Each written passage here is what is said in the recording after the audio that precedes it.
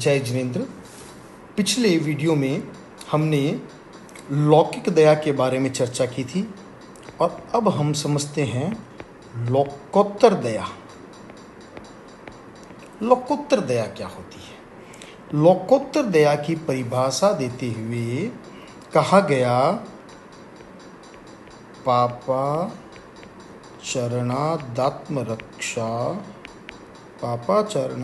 रक्षा दया, यानी अपनी और दूसरों की, अपनी आत्मा को तो बचाना ही है, इसके साथ साथ दूसरों की आत्मा को बचाना भी दया है। अपनी और दूसरों की आत्मा की रक्षा करना। किस चीज से रक्षा करना? पाप आचरण से। पाप आचरण से अपनी और दूसरों की आत्मा को बचाना, उसकी रक्षा करना, यह होती है लोकोत्तर दया। यह दया जो होती है वो निर्वध्य दया होती है। अब जो पहले बताया गया लौकिक दया के समय कि लोके प्राण रक्षापि दया, प्राण रक्षा करना दया है, उसमें क्या बताया गया?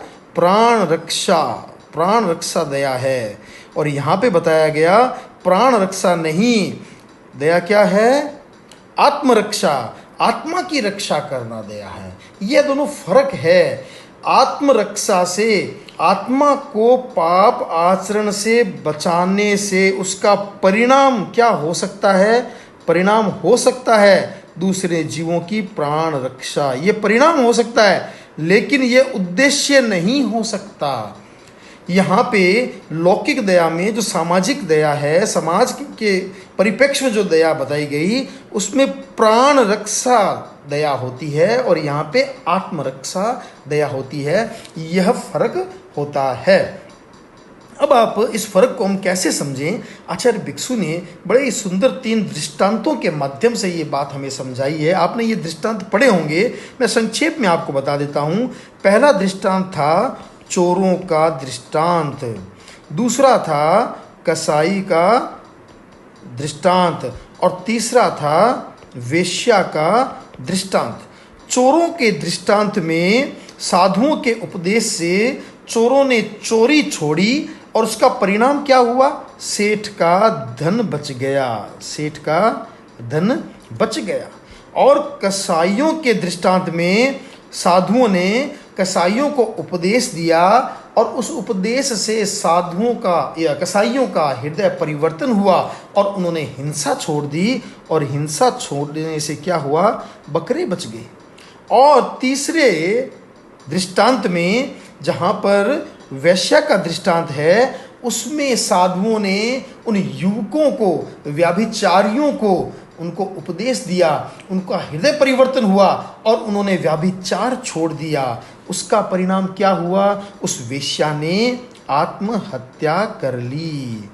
तो अब हम इसको समझें कि जहाँ पर चोरों का हृदय परिवर्तन हुआ, हम उसको अहिंसा माने या सेठ का धन बचा उसको अहिंसा माने?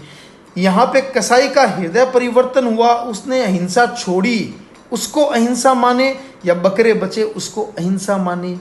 अगर हम सेठ के बचे धन को अहिंसा का उद्देश्य मान लें या जो बकरे बचे उसको हम अहिंसा का उद्देश्य मान लें, तो फिर ये जो आत्महत्या हुई है, वो जो हिंसा हुई है, उसका पाप भी किसको लगेगा? वो हिंसा किसने की? साधुओं ने की।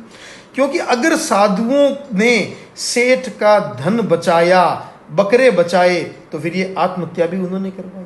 तो ये ऐसा नहीं होता है।